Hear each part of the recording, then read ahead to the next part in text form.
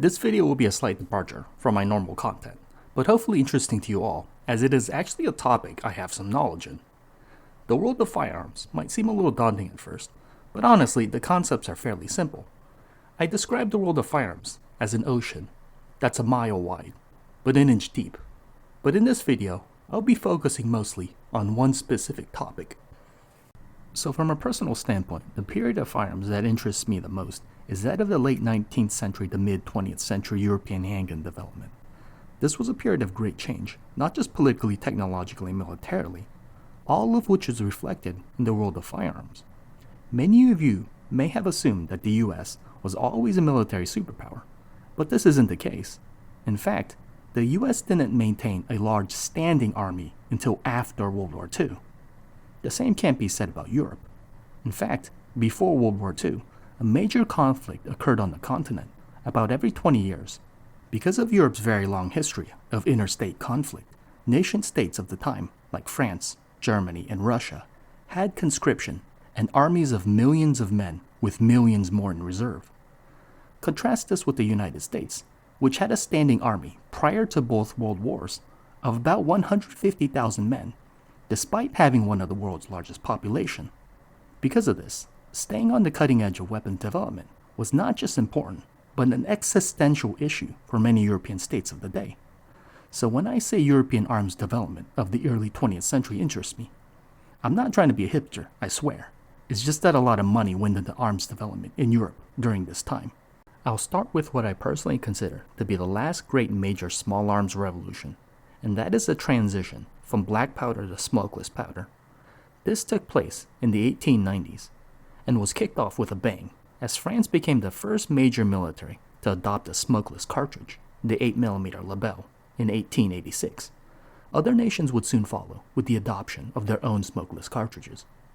Now, before I proceed, I can already hear people claiming that I missed out on other, later revolutions in small arms development, so I feel like I should preemptively offer a defense for my position.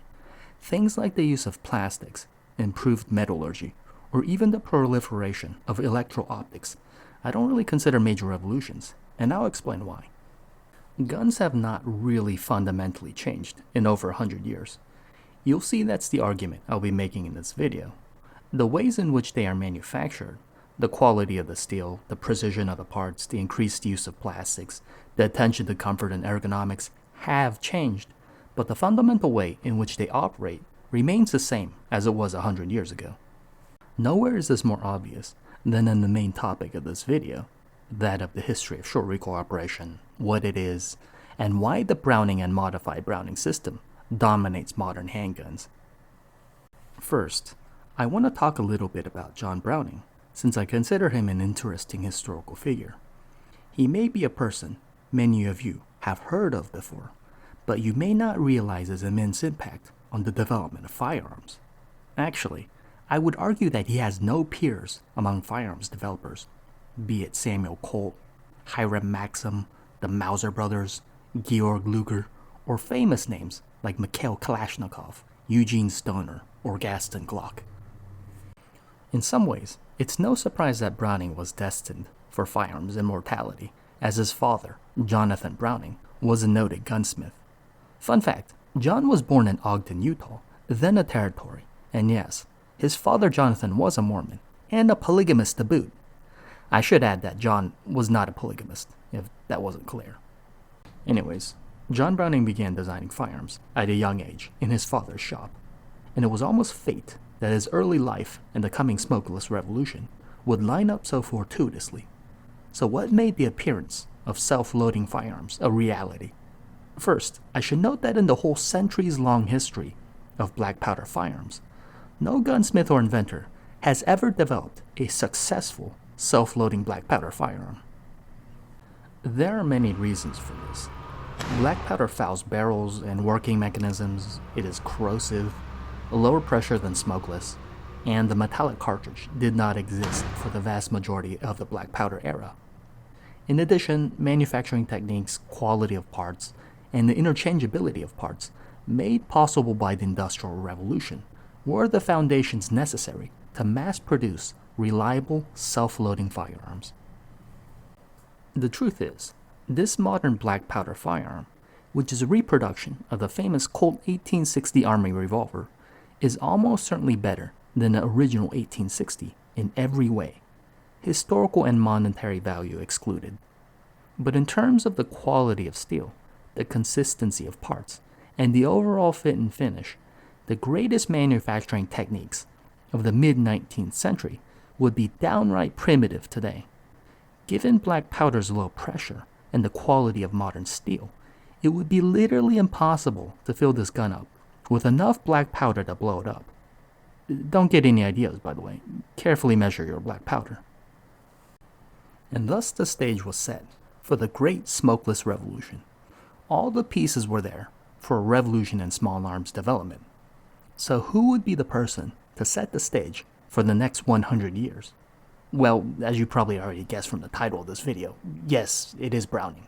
But I want to discuss a few other people's before diving into the main topic of this video.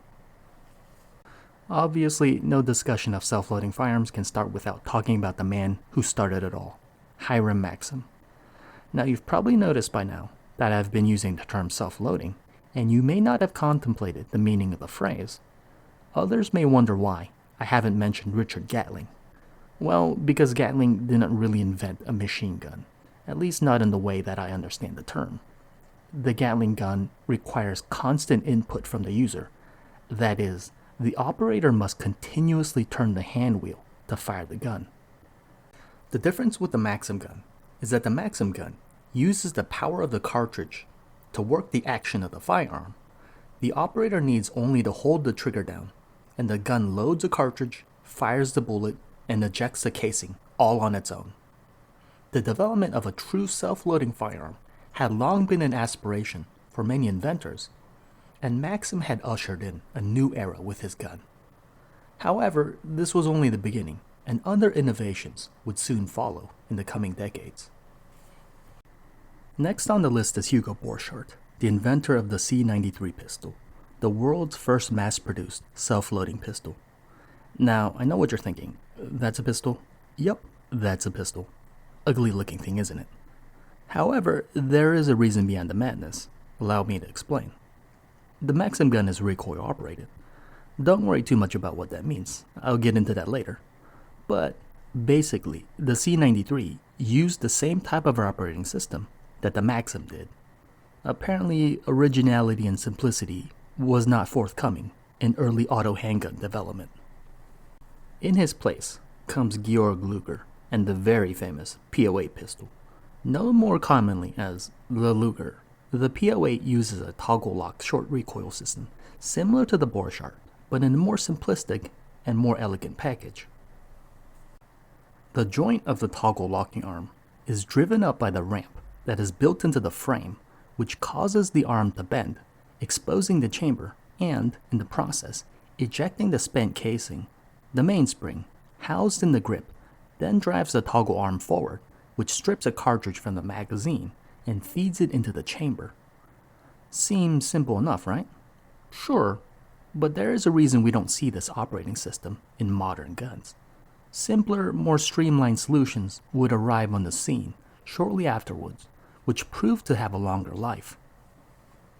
This is the part of the late 19th, early 20th century firearms design that interests me so much. Metallic cartridges, which were more robust than paper cartridges and could be forcefully manipulated by extractors, springs, and bolts, and the new smokeless revolution had opened up a new field for firearms developers to experiment in. Some of the most interesting and unique firearms designs comes from this era of the early 20th century, before the Browning tilting barrel short recoil system became the overwhelmingly dominant system in handguns today.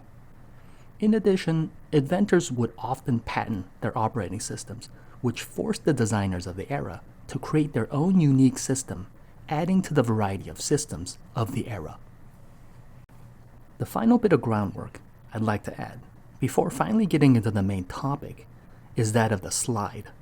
Matching with the topic of this video, the inventor of the handgun slide is, believe it or not, John Browning. See, I told you this guy was prolific. The slide of a handgun serves the purpose of a bolt in a long gun, such as a shotgun or rifle. It may not be immediately obvious, but if you consider the purpose of a bolt, that is, the manipulation of the cartridge, stripping a cartridge from the magazine, loading it, and ejecting the spent casing. That's the genius of the slide. It's an elegant and simple solution. How do you take a part which requires size or mass and design a pistol that's not too complicated or too cumbersome? Well, you take the bolt and you wrap it around the barrel. So why does the slide require mass? Or another way of putting it, resistance. Well, when a cartridge is fired, a huge spike in pressure occurs, and according to Newton's third law of motion, for every action there's an equal and opposite reaction. The key to firearms designs is to keep the breech closed long enough for the pressure in the barrel to drop to safe levels before opening. A breech opening sooner than designed can result in a case rupture or other unsafe scenarios. If you've ever seen a case with a bulge near the base, or a case that has ruptured, that means the slide is either opening too soon, the case is not properly supported, or both. Either way, having shrapnel fly out of the ejection port is unsafe, to put it mildly. Additionally, a ruptured or damaged case may lose its rim and can lead to a malfunction because the case cannot be extracted. Anyways, I say all this to say that firearms are both simple and complex. That is, mechanically, they don't seem very complex, but in operation, they are actually tuned quite finely to operate well within safety margins. And this, finally, at long last, brings me to John Browning's greatest innovation, the tilting barrel, locked breech, short recoil operating system. I know what I just said is a mouthful, so I'll break down each part individually. First, the tilting barrel, which is exactly what it sounds like. The barrel tilts. Now this may come as a surprise to many of you, that the barrel isn't stationary. And it isn't that other handguns don't have fixed barrels, many of them do. In fact, there's a whole category of handguns, blowback operated handguns, that do, which I'll get into later. Actually, if you'll indulge me about this issue of fixed barrels, allow me to vent about the opening sequence of the James Bond movie, Casino Royale. Great movie, by the way. Look, it's a minor criticism, I know. I don't really expect a graphic artist to be knowledgeable about firearms, but in this sequence here, you see 5 different handguns, an IWI Jericho 941, which is basically a CZ75, what appears to be a SIG P228, or maybe a 229, a Walther PPK, a Walther P99, and what might first appear to be a Beretta 92, but I actually think it's a Taurus PT92, given the location and design of the safety. Only one of these 5 handguns, the PPK, is blowback operated. The other 4 are recoil operated, with the 941, the 228, and the P99 being tilting barrel designs, and the PT92 uses a short recoil design based off the Walther P38. The barrel should all have a slight rearward motion, although the P99 is not shown to fire. Not only that, but all these guns, with the exception of the P99, are double single-action hammer-fired, and the hammer should be cocked at the fire. Okay, rant over. Getting back on topic, the barrel tilts because the force of the recoil drives the slide and the barrel backwards in the opposite direction of the bullet. A cam underneath the barrel then causes the breech of the barrel to tilt downwards. Some pistol designs use a link, which is captively held by the slide stop to tilt the breech downwards, while the modern solution is to use a linkless design. Both accomplish the same goal, which is to cause the barrel to tilt. This brings me to my last point, short recoil. This part is pretty self-explanatory. Remember my James Bond rant. The barrel recoils short distance before disengaging from the slide, hence the designation, short recoil. The rearward motion of the barrel is arrested either because it is held captive, such as in the 1911 or CZ75, or because a locking block stops a rearward motion, such as in this Glock. Now, short recoil suggests the existence of long recoil, and you'd be right. For example, the venerable Browning Auto 5 shotgun, which, surprise, is another John Browning design. The A5 is long recoil operated, which means the barrel and bolt moves back the same distance. Long recoil designs tend to be pretty unusual and are infrequently used. Now let's put this all together. When the gun is fired, the recoil causes the slide and barrel, which are locked together, to recoil a short distance rearwards, at which point a cam or link causes the breech of the barrel to tilt downwards, which disengages the locking lug on the barrel from the ejection port or recesses in the slide. The barrel is stopped either by a locking block or held captive by the slide stop pin, at which point the slide continues its rearward motion independent of the slide. The recoil spring then forces the slide forward, at which point it strips a new cartridge from the magazine, loads it into the barrel, and the barrel and slide lock back together. See, I told you it was simple. So why is it that the Browning and modified Browning system dominates handguns today? Well, I don't think there's ever been a definitive study regarding this trend, but I'll give you my thoughts. To understand why the Browning system is so dominant today, it's important to compare them to other short recoil designs. I've already spoken briefly about the Borchardt and the Luger and their limitations, that is, the complexity and cost of manufacturing the toggle locking system. Then there are other old designs. Take the Mauser C96 for example, another short recoil operated handgun, and one that uses a bolt. The barrel assembly recoils a short distance rearwards, which disengages the bolt from the locking lug, which is guided into the receiver through grooves cut into the receiver. Another interesting design, but like the ones before, complicated and expensive to manufacture. I want to discuss only a few more notable short recoil designs before moving on to blowback and gas operation. Otherwise this video would be hours long. One notable short recoil design includes a locking wedge design used by the Walther P38 and its variants such as the P5 and its spiritual successor, the Beretta 92. In this example, the barrel and slide are locked together with a locking piece shaped like a wedge. As the barrel and slide recoils a short distance rearwards, the wedge is driven down by channels cut into the frame, or in the case of the 92, by a pin which forces the wedge down. This unlocks the barrel and slide, allowing the slide to move rearward independently. This has the notable consequence of not tilting the barrel like a Browning design, just like in the next example. The next example is a rotating barrel short recoil design. Now some of you may have experience with rotating barrel handguns, such as the Beretta 8000 or the PX4, but the history actually goes back much further to guns such as the Roth Steyr 1907 and the Steyr Hahn 1912. While the exact way the Steyrs work is a little different from the Berettas, in essence, the barrel rotates because lugs on the barrel are guided through a track which causes the barrel to rotate, typically 90 degrees. As the barrel rotates, locking lugs on the barrel disengage from the slide, allowing the slide to continue its rearward motion. I actually kind of like the rotating barrel design, but honestly, there really aren't great arguments to favor this system over the Browning tilting barrel system. In fact, one notable flaw of the rotating barrel system is that you can't use silencers on these guns, since the barrel tends to loosen them and leads to baffle strikes. One final recoil example. This is an Archon pistol. It uses a unique short recoil system that I don't think I've ever seen in any other handgun. They call it the AF Speed Lock, and it looks like a combination of a CZ75 and a Walther P38. There's a cam that is held captive by a pin in the frame. This block also happens to lock the barrel and slide together. As the barrel recoils backwards, the cam causes the block to drop down, which unlocks the barrel from the slide, allowing the slide to continue rearward independently. There's a track in the slide that allows it to pass by the locking block, similar to a P38 Beretta 92. By the way, just like the 1911 is an iconic American firearm, the CZ75 is an iconic European firearm. I joke sometimes that the CZ75 is the Euro version of the 1911, but given how many clones of the CZ75 there are, its iconic status is well deserved. Next, we have blowback designs. As I had mentioned earlier with the Walther PPK, blowback pistols have stationary barrels. The barrels are almost always fixed to the frame.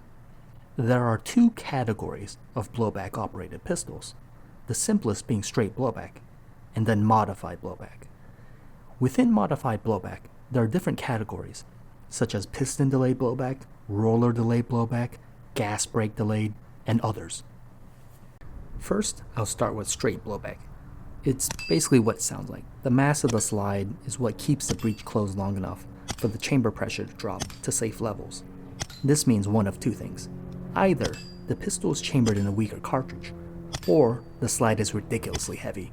Consequently, most straight blowback pistols you see are chambered in a lower powered cartridge, such as 22 long rifle, 25 ACP, 32 ACP, 380 ACP, or 9mm Makarov. For example, virtually every 22 LR pistol you see uses straight blowback. This is my Browning buckmark. Looks a little weird, right? Well, it doesn't really need a large slide or a locked breech. The cartridge simply isn't powerful enough to require it. However, if you do want to chamber a straight blowback firearm in your more powerful handgun cartridges, such as 9mm Luger, 40 Smith & Wesson, 45 ACP, or even the powerful 10mm auto, there are examples of such pistols. The most notable ones are that of High Point. These are all straight blowback, and as you can see in a comparison of the slide between a Glock 19 and a High Point C9, there's a huge difference in mass. It's pretty obvious why manufacturers don't go with straight blowback designs for handguns chambered in anything more powerful than 380, despite its design simplicity. I should add that High Point has a bit of a notorious reputation in the gun community. It's not that they're necessarily bad, apart from the pot metal slide, the cumbersome top-heavy design, and the staple gun-like trigger. What was I saying? Yeah, I've long said that people in the gun community are a bunch of snobs, even though they don't like to admit it, and people frequently turn their noses up at High Points. But these things are dirt cheap, and a large reason why is because they use a very simple, straight blowback design. So how would you design a less cumbersome, more streamlined handgun with a fixed barrel while still being chambered in a cartridge with some power? This is where modified blowback handguns come in. I should point out that modified blowback handguns are somewhat uncommon but not unheard of. One of the most famous is that of the Heckler & Koch P7. I mentioned this one because the P7 has a bit of an aura about it.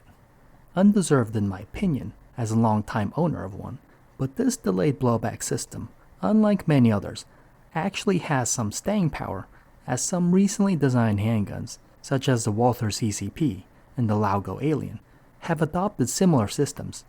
In this design, some of the gas is ported into a separate chamber that exerts force against the slide to keep it from opening until the chamber pressure drops to a safe level. It's actually a pretty simple design that works well, but it does have some drawbacks. Notably for the P7, it would cause the frame of the handgun to heat up after sustained shooting, but in my experience, it's not as big of an issue as some claim. It does take going through a few magazines in a relatively quick succession for the frame to become uncomfortably hot. Other delayed blowback systems include roller delayed systems that you see in the HK-P9. I should add that this is an unusual system for a handgun. The most famous firearm to use the roller delayed system is another HK design, the legendary MP5 submachine gun. The Korth PRS also uses a roller delayed system. Hey, what can I say? The Germans love their roller delayed systems. Finally, the last delayed blowback system I'll discuss is the gas brake system, as seen in the Steyr GB. Similarly, the new Smith & Wesson 5.7 has a system which they call the tempo system, and it's a bit of a hybrid. There are other types of delayed blowback systems, but they tend to be one-offs and, in some cases, experimental. I should add in general, delayed blowback systems are unusual and for good reason. They tend to be complicated, sometimes finicky, and in my opinion, expensive for no particular reason. On the plus side, they have a fixed barrel, and they don't require a booster to use a silencer. Although, because of the increased back pressure, you might encounter more port pop. The rarest type of operation in pistols is gas operation. Gas operation is common in self-loading rifles. In fact, it's pretty much the norm. For pistols, however, it is extremely uncommon, and I'm not including rifles with no stocks that the ATF considers pistols. I mean actual pistols. In that case, there are only really two notable production pistols that are gas operated. and it is the wieldy magnum, made famous by Charles Bronson in Death Wish 3, and, of course, the very famous and, in my personal opinion, stupid Desert Eagle. I mentioned earlier how for handguns, the slide is the bolt, but take a look at this. The Desert Eagle actually has a rotating bolt. If you take a look inside the barrel, you can actually see the gas port at the bottom of the barrel, just ahead of the chamber. The gas travels through a tube and pushes a piston, which causes the bolt to unlock and eject the spent casing. Despite how dumb I think the Desert Eagle is, it's actually quite impressive. It's clear why gas-operated handguns are rare. It's complex, and more relevantly, it requires a powerful cartridge to operate a gas system. And unless you're Agent Smith from The Matrix, the Desert Eagle just isn't a practical handgun to use. So having done a quick and dirty tour of the different types of handgun operating systems, this begs the question, why is the Browning tilting barrel system still used, and how did it become by far the most dominant system in handguns today? To answer the first question, why is it still in use? Well, handguns honestly have not really fundamentally changed much in over 100 years, and I don't see anyone else coming out with a better system.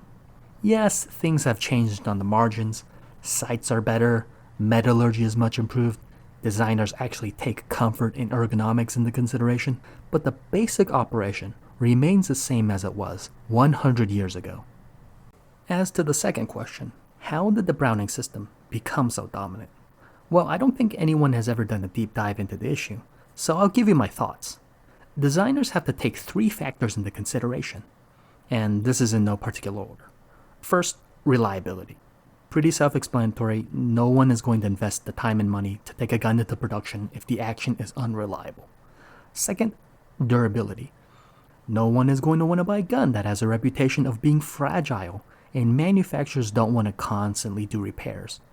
And the final consideration, simplicity, cost. These go hand in hand. The Browning tilting barrel system, especially how it's implemented today, with the locking lug and cam integrated with the barrel, is simplicity defined. Along with the simplicity of the locking lug interfacing with the ejection port, which you need anyways, and one additional piece, the locking lug. Simplicity in design means production time and cost is reduced for the manufacturer, which is good if the criteria of reliability and durability are met. This modern rendition of the Browning tilting barrel design meets the 3 requirements I discussed: reliability, durability, and simplicity.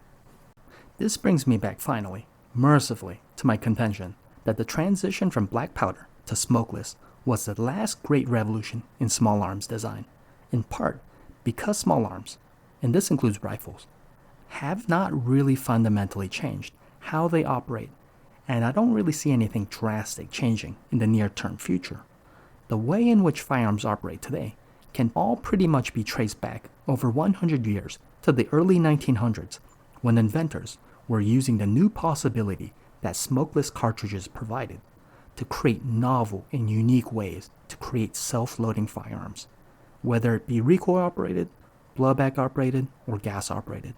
Nothing is truly new in the world of firearms, just old ideas recycled, and in many ways done better using new technology, materials, and advanced manufacturing techniques. So what does the future hold? What would constitute a major revolution in my opinion? Well, if you watch a lot of science fiction, then energy weapons, of course. But I think we're a long ways away from laser blasters or directed microwave guns or whatever other energy weapon you can think of. Another avenue of advance is that of the mass driver, or railgun, or whatever you want to call it. In this case, a slug would be propelled by means other than using a chemical propellant. If you look around on other YouTube channels, you'll see videos of mass drivers, either made by a creator or by some company.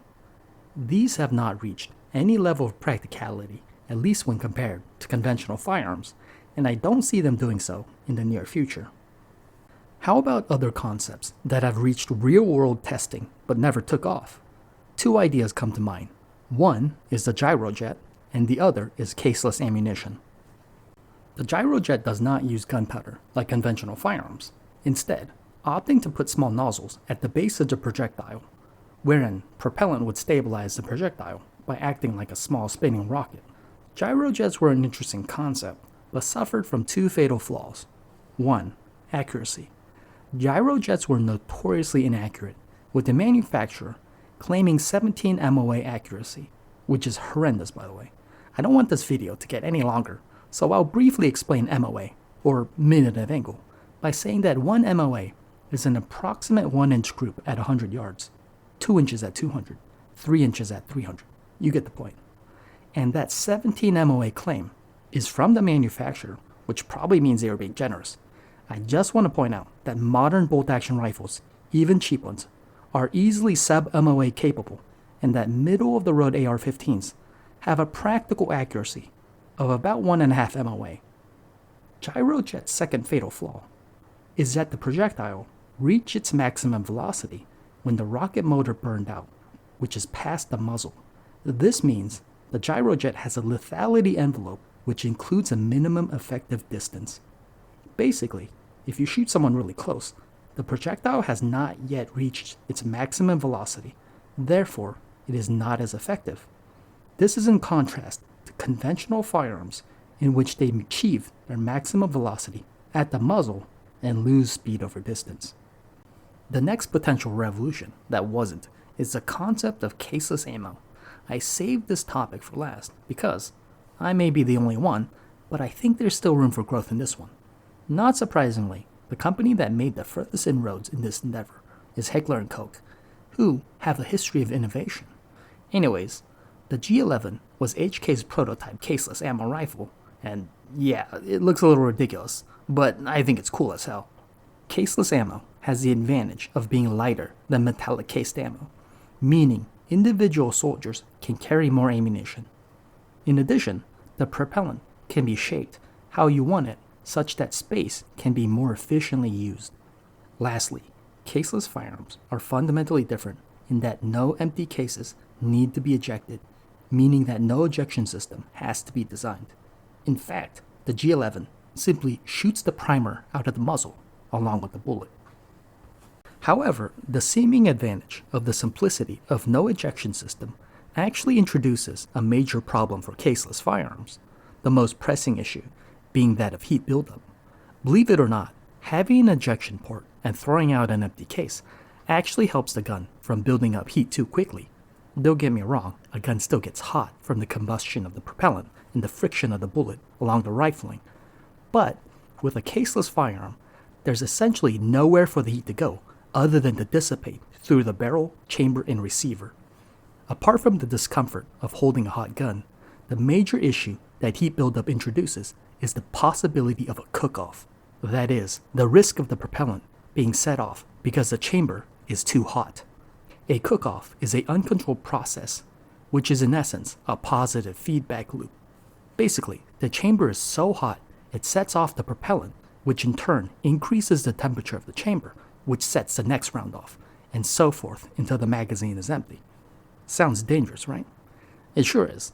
But Dynamit Nobel, a German chemicals company, found a thermostable propellant to use in the G11 that worked well. In case you haven't noticed by now, I do believe there's still a future with caseless ammo. I don't know who will make it or when it'll come, but practically speaking, it's the only revolution in small arms that's technologically in reach for us today. As you can see, I don't think anything revolutionary is going to happen in the world of small arms in the near future. This is not to say that modern guns aren't more comfortable or easy to use than old firearms. They are. Modern manufacturers pay a lot more attention to things like ergonomics, ease of use, balance, modability, and other factors that increase a user success rate. One factor that I've thus far neglected to mention, but has vastly improved the usability of small arms, is that of optics. Optics have long existed in the world of firearms, but more so than the gun itself, optics have experienced a revolution that far outstrips advances in firearms these past 100 years. And this is where a big difference can be made, although I consider optics separate from the gun itself, but it is a game changer nonetheless. Improvements in lenses, the optical clarity, the use of non-reflective coatings, purging, weather sealing the tube, and filling it with an inert gas to prevent condensation creates an experience that is night and day greater than old optics. I've looked through 70-year-old scopes before, and they suck. Now, obviously, time is not kind to any device, but my point stands that modern high-quality optics are in a league of their own. Add to this the proliferation of electro-optics, such as red dots, thermals, and night vision devices. Even more, you can integrate laser range-finding capabilities and ballistic calculators into your electro-optics to range a target and compensate for drop. These new technologies allow users to shoot further, more accurately, in the dark and through smoke and fog. I know I had stated earlier in this video that I don't really consider optics to be a revolution in firearms development, and despite praising their added abilities, they are still only accessory after all, and mechanically the gun will still function, whether they are added or not. And that's my defense as to why optics don't represent a fundamental revolution in firearms design, despite the fact that they can be game changers. If you disagree with me, I'd love to hear your argument as to why I'm wrong. Either way, it's not a hill I will die on. Whew, that's it. That's the past, present, and perhaps future of firearms. It's hard to say what era of history you're living in as you live through it, but in terms of firearms, I'd say we reached the point of mature stasis in the smokeless era. Who knows, I could be wrong. There could be a second revolution of smokeless firearms, but I can't imagine what that would be. But that's why I'm no John Browning. Then again, nobody is. The man's legacy endures. Anyways, thanks for watching, guys. I know this video was a bit disjointed and at times rambling, but I wanted to give you guys an overhead view of this topic without diving too deep into any one topic, and I hope you learned something new in this video. If this topic interests you, I might make more firearms related videos since this is something I'm actually somewhat knowledgeable on. But I also know YouTube isn't exactly a fan of this type of content, so I'm not looking to turn my channel into a GunTube channel. Once again, thanks for watching, and I hope to see you in the next one.